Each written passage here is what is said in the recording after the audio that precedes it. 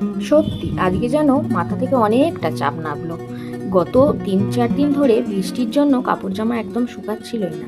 তো hello everyone, কেমন আছেন আপনারা সবাই? আশা করি প্রত্যেকে ভালো আছেন। আমার সকল বন্ধু আর আমরাও কিন্তু বেশ ভালো আছি। তো এখন কিন্তু বেলা 11টা বাজে। সকালে রান্না বান্না, তারপরে ঘর বারান্দা মোছামুছি করা, থালা বাসন মাজা ধোয়া করা সমস্ত কমপ্লিট, শুধুমাত্র রান্নাঘর আর গ্যাস ওভেনটা পরিষ্কার করবো। তার আগে ভাবলাম কাপড় জামাগুলো আগে তুলে নিয়ে চটপট, কারণ যদি বৃষ্টি চলে আসে সকালে ভরসা করে এই সমস্ত কাপড় জামাগুলো মেলে দিয়ে গিয়েছিলাম। জানেন, অনেক কাপড় জামা ছিল। বিগত 3 থেকে 4 দিন ভালো রোদ্দুরই হচ্ছিল না, মানে কাপড় জামাগুলো শুকাচ্ছিলই না।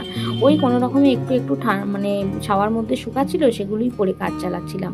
কিন্তু আজকে আর পরার মতো কিছুই ছিল না, সেই কারণে এই যে চুড়িদারটা পরে নিয়েছি।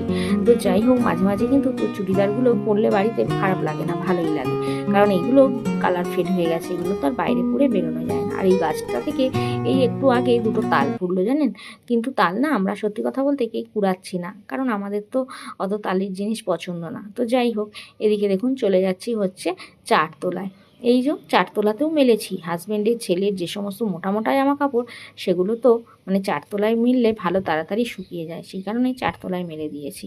তো এইগুলো সব তুলে নিয়ে গিয়ে তারপরে ভাবছি ঘর বারান্দা, রান্নাঘর আর গ্যাস ওভেন এগুলো সব পরিষ্কার করব। কিন্তু এগুলো যতক্ষণ না তুলছি আমার কিন্তু মনের মধ্যে একটা টেনশন ক্রিয়েট হচ্ছে সবসময়, জানেন তো, যে না জানি বৃষ্টি চলে আসে, 2 ফোঁটা পড়লেই সব শুকনো জামা কাপড় একদম ভিজে যাবে।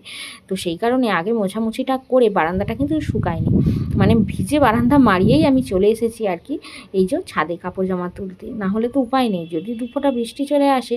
তো যাই হোক, এগুলো বাইরে বেরোনোর কাপড় জামা, কাচতেই হবে, কিছু করার নেই।